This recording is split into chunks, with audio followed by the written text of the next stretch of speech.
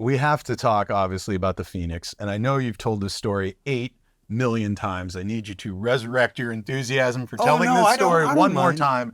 We need the nerdiest, most in-depth story of this guitar. Now, obviously, I put this guitar easily in the top 5 most famous Les Pauls of all time. You got Jimmy Page's #1. You got Greenie. Yes. You've got Lucy. You've got Pearly Gates. Right. And you got the Phenix. Right. It's one of the greatest guitar stories of all time. Let's start at the very beginning. When did you first get your hands on that guitar? How did that happen? Well, I had a 62 SG. I was with Humble Pie. I forget where we were, but we were going to San Francisco the next couple of days. But wherever I was, I found someone who had a 335. I got rid of the SG because I had to part exchange it, you know. And then we went to San Francisco. First time I played this guitar was at the Fillmore West. I think we were opening for the Grateful Dead. Every time I turned up for a solo, we played so loud, my guitar just fed back. Yeah. So it was, my every solo was very, not what I wanted at all. Yeah. A friend that I'd made before of the band we'd made, this friend Mark Mariana, he said, my friend told me you had a little problem. Well, what guitar do you have? He said, well, I've got this Les Paul that I just got back from Gibson. They've refinished it. I put an extra pickup. I made it like the Miracles. It's like the 57, you know, with the black 3 pickup. I said, oh my goodness. I said, well, I'm not big on Les Pauls. I haven't had great luck with them in the past. I loved the SG and everything. But you know what? Please, can I borrow it? Because anything's going to be better. Anything solid is going to be better. Yeah. When he came to the coffee shop in the morning at the Ramada Inn, I remember exactly where we were. He opened it up and it was brand spanking new. And I went, oh my God, that's gorgeous. It's a beautiful looking guitar. You still don't get a sound check in those days, you know, because the headliner is late and whatever. And so I plugged it in and I don't think my feet touched the ground the whole night. It was an epiphany. It just absolutely blew me away, the sound of it, especially the neck pickup. So anyway, at the end of the 2 or 3 nights, whatever it was, any chance you would, you know, sell this? And he said, no. I said, oh, I figured that. It's so great. He said, no, I'm going to give it to you. Wow. And the band didn't hear that, and they thought I took it from him and didn't pay him any money. But no, I have given him so many #1s of all the different runs, of all the Frampton guitars. Yeah. He has like a room full of Frampton guitars now because I can never, ever thank him enough, you know. Now, tell me the story of losing that guitar. How did that go down? Okay. Well, we're doing our first South American tour and 1980. We've done Argentina, we've done Brazil, and we're leaving Caracas, Venezuela for Panama. Woke up the next day off, and the gear was being flown up. And that's when my tour manager, Rodney Eckerman, then came to me, and I got a huge lunch plate, you know, which I never ate. And he told me what happened. I said, everything? He said, yeah, it's still on fire right now. That's what he said. And it was on the front page of all the South American newspapers. Just a huge explosion. You know, it never got off the runway. We were more worried about the fact that people had perished. That's when the crew went out and tried to find guitars, and we'd lost everything. And PA and then about 5:30, the door opens and someone threw in one of those black tubes that you connect the washer and dryer, you know, and said, here's your talk box tube. I said, I don't think so. Yeah. So, and they had tried all day, you know, they had 3 guitars they found. I mean, the music shop was guitars and strings on one side, bridles and saddles on the other side. You know, that's what we're talking about, where we were. But we managed to finish the tour. The only day we didn't play was Panama. Wait, now, in your mind, it's gone. Oh, it's gone. There's no hope. No, There's no hope whatsoever. I sent back my tech a week later after Puerto Rico. He flew back down to Caracas and took all these pictures of the remains of the plane. And you could see the outlines of guitars in cases that were just ash. Yeah. Yeah. Unbeknownst to JD, though, this guy had already sold a bunch of guitars. So they didn't all go up. No. We think what happened was things weren't lashed down properly. And you put everything at the front. You don't put it at the tail. So the straps broke and everything slid back. The wing touched. Bingo. Gone. So that was it. But we didn't know that at the time. It wasn't until 30 years later. And 30 years later, how did this, is it a call? Is it an email out of the blue? How did you find out that your guitar might still be in one piece and around? It's an email. An email? Curacao is an island where you retire off the coast of Caracas. Yeah. I got this email and I opened it and there were a dozen photos of the guitar with strings, without knobs, without pickups, they'd taken it apart. And once they showed me the picture of the cavities and everything, I went, oh my God, that is my guitar. One of the guys that worked at the airport was a part-time luthier. One day he's just in his music shop and this young kid comes in, early teens, and brings in this guitar. Could you just do me a favor? This is my dad's old guitar and it doesn't play well. And would you be able to make it so that I can play it? He opens it up and his eyes like go this big and he knows what it is. Son, just leave it with me overnight. I'll do something, what I can to it and come back tomorrow and I'll have it all ready for you. So the kid leaves and this guy gets on the phone to his friend in the Netherlands who's the guitar guru. And he shows him all these pictures. And he said, that's Frampton's. I didn't say it was mine because I was frightened that at that point. I said, I've got to hold it to know that it's mine. The kid comes back in the morning and the luthier says, you know this is Peter Frampton's guitar, right? His father played the guitar in Caracas for 15 years. Then people started saying, isn't that? And so they moved to Curacao. He put it in the closet. And then he had a child. And then this child grew up. And that's when he went to the closet and said, Dad, can I take one? Yeah. So that's the background story there. The kid comes back in. I want to buy a brand new Gibson. And I want a good one. So I'll give you this back. I'll give this back to you for $5,000. The luthier doesn't want to pay for the guitar because it's stolen property. Fair, yeah. So he goes, this is so wild, he goes to the Minister of Tourism of Curacao, tells him the story. This is Frampton's guitar. It would be such a great story for Curacao, for tourism, if Curacao, the island, would buy this guitar back for Frampton and give it to him. So they went with it. They fly up, and from when they walk in the hotel suite, it's on film. If you go to YouTube, and it's a 20-minute documentary basically on me getting this thing back. I opened it up and put it on my lap and I knew it was mine. I said, yep, it's mine. How good did that feel to have that thing back? God.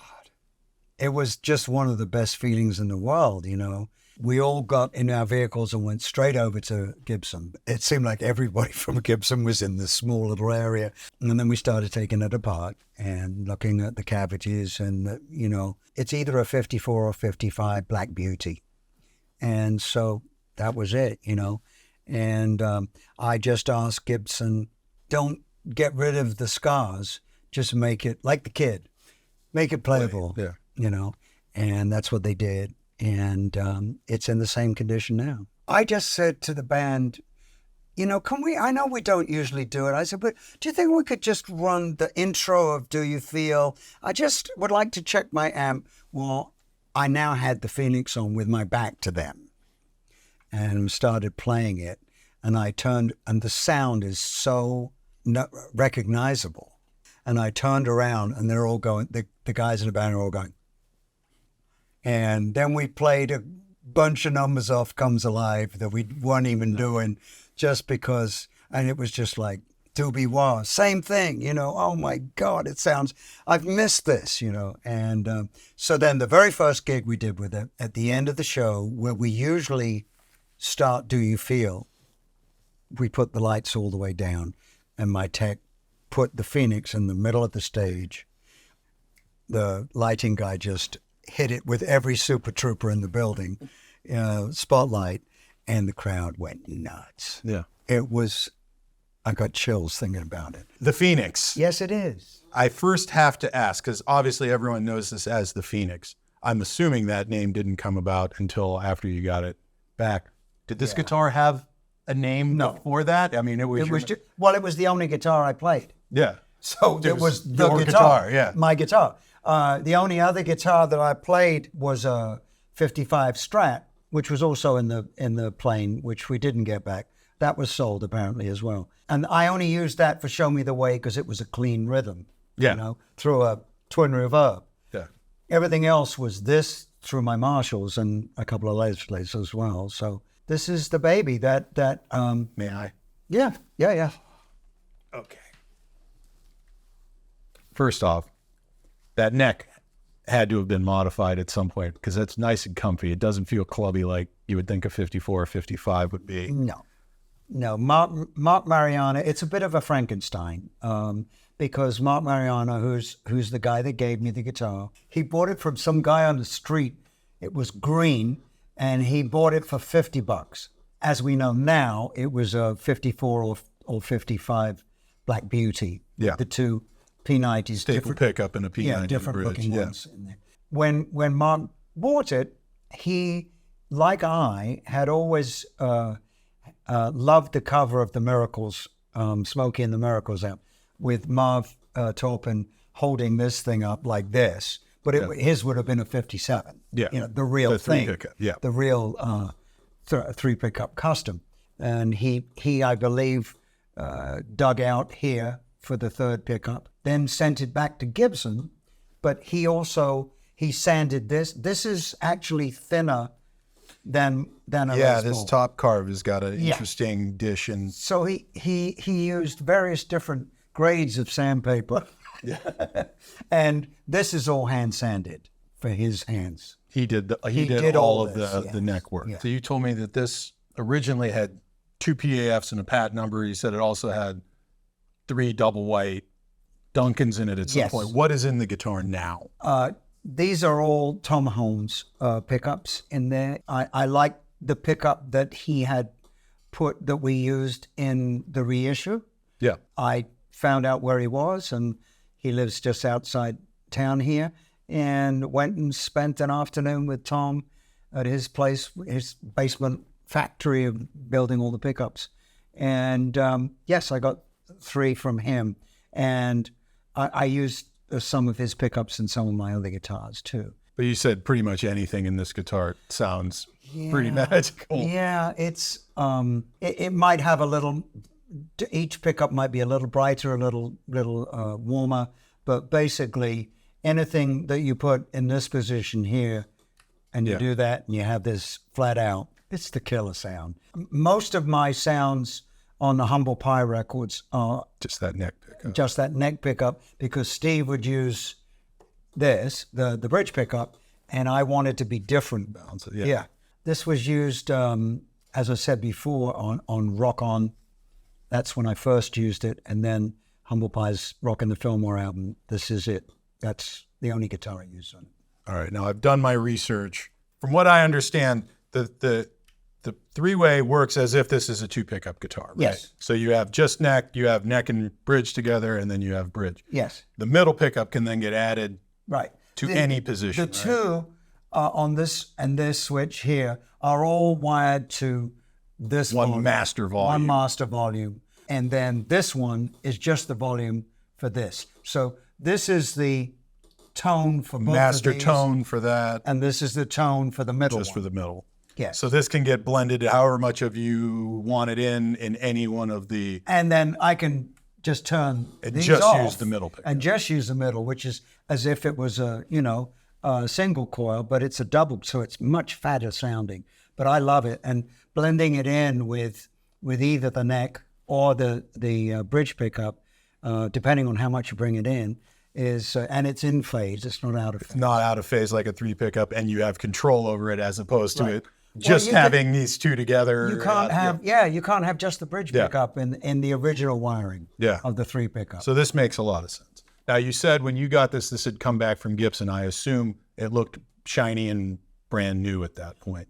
It looked like a brand new guitar when Mark first gave it to me. So all of this, well, how much of this? Because you didn't have it for 30 years as well. A lot of this is me right here. All of the buckle area. But not this. This is new. But this neckwear. This neckwear wasn't nowhere near as bad. But if you look on the side, I'll hand it over to you. I'm trying to see if I can. The thumb. Yeah. So here we go. There we go. You see how here, right here, it indentates right there. This was in its case on the plane, and what they think happened was that there was enough oxygen to keep the fire for this guitar. You can see how it's all melted. All of this is from the plane crash. All of this is from the fire. And then down the side, you can see how it's mottled. This was was all bubbled up from the fire. And so we had to bring that down. It ran out of oxygen, the fire, and went out here. Before it made its way down the rest of the guitar. And there's one other thing here. If you can see right here. On this little crack in the binding. We think that's where the thing hit the ground. The impact. The impact mark. But we don't know. But that's a pretty intense thing. Break in the binding. I said, don't get rid of any of the scars. Just make it playable. You know, we've replaced the pickups. They weren't working. The electronics wasn't working. But this is more new old stock. This is more original than when I had it before the plane crash, because everybody wanted to be a part of it. Yeah. And so all the tone and volume controls underneath here are all new old stock. So they're from that era. The right years. Yeah. And you said this came from the cream plastics came from a Steve Marriott swap. Originally, yes. Amazing. Where does this guitar travel with you everywhere? Is this at the house by you? It's never more than 25 feet from me. Yeah. Now, one of the crazy things is you didn't get this guitar back until after the flood happened. That's correct. Is there a chance that this would have been possibly, or would have been? I think it would have been at my house. To be sitting here with it now, after what it went through, it's like that story, The Red Violin. I just wish I knew, if it could speak, where it was, where it spent those 30 years, Yeah. So, but I'm just so glad to have it back. We did the Rock and Roll Hall of Fame, played with Cheryl. Yeah. Jimmy Page turned up that night as well. And so we spent a little time together. In the mid-'70s, early 70s, Zeppelin came to see us play one night, and they came backstage afterwards, and Jimmy couldn't keep his hands off this guitar. He even asked me, did I want to sell it? And I said, I don't think so. Yeah, he couldn't keep his hands off it that night either. So it's one of those, Well, it's like I said, it is one of the greatest Les Pauls of all time, and probably one of the greatest guitar stories. It's got there's a lot of aura coming off of this thing. You can't make that story up. No. No. That is rock and roll history. That is so great. This also looks familiar. What do we got here? Yes, this is one of the 3 that had originally made first, Mike McGuire. Yeah. This was before we knew the Phenix was alive. So this is the original Peter Frampton. Yes. Les Paul Custom. Yes, it is. And in fact, it is the exact same guitar, same pickups and everything, because this is a 500T in here. These are, and everything else is, I'm not sure what these two are, but it was the loudest pickup Gibson had at the time. Ceramic magnet, right? Big and bright, yeah. And I had that in all. I had that in all of the three that I had that Mike had made for me. So he remade them once we lost the others in the flood. It's great because in a way, this is the last guitar I play on every show. I always use this for While My Guitar Gently Weeps, because when I first started doing it, I used this guitar, and I have to use this pickup. You need the 500T. I need the 500T for the sound that I'm used to for this, again, sound. I have number 1 and number 2, which do have Tom Holmes in, I believe. This one I left stock as it came out. Yeah, next close, but not quite. Not quite. Not quite. Helps to have the original one to base it off. Yes, exactly. Yeah. People would say, "Is that the one?" I was like, "No, it's not the one. It's not the one." But it's very similar, not knowing that I would eventually get it back, the original back. But these babies are so good. These kept me going.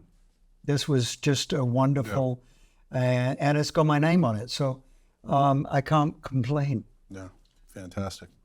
I feel like I'm seeing double, but this is the newest Gibson Custom Shop version, because there was the first version before you had the guitar back. This one was done after getting it back, after being able to fully analyze it, scan it, get everything correct on it. This one is a limited edition. I believe they made 25 of these that if you can see the headstock and everything. Properly burned headstock. Properly burnt, he's even got the impact. Got the crack right there. Right.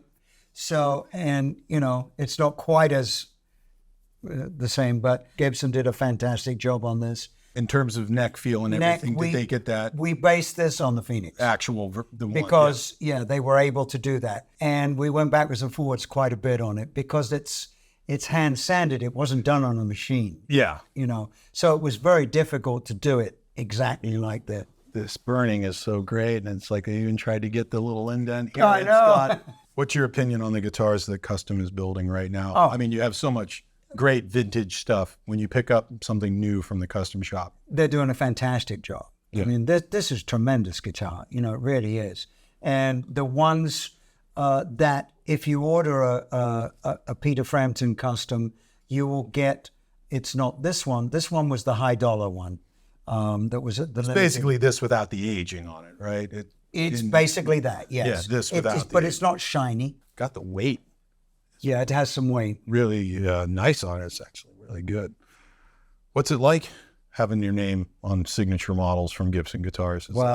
And Martin guitars and whoever. I mean, what's it like honor. It's an honor to see your name on the... To think that it makes me go back to when I was looking at all the catalogs when I was 12 and 13 and looking at all these Gibsons and Fenders and all these Martins and everything and thinking, one day I'll be able to afford one of these. To buy one, right? Yeah. And now not only do I have a bunch of them, but these wonderful companies like Gibson and Martin have put my name on them. So I'm very honored to have that. It looks the part. It does. It's as close as you're going to get to a piece of that. Yes. A piece of that thing. So killer.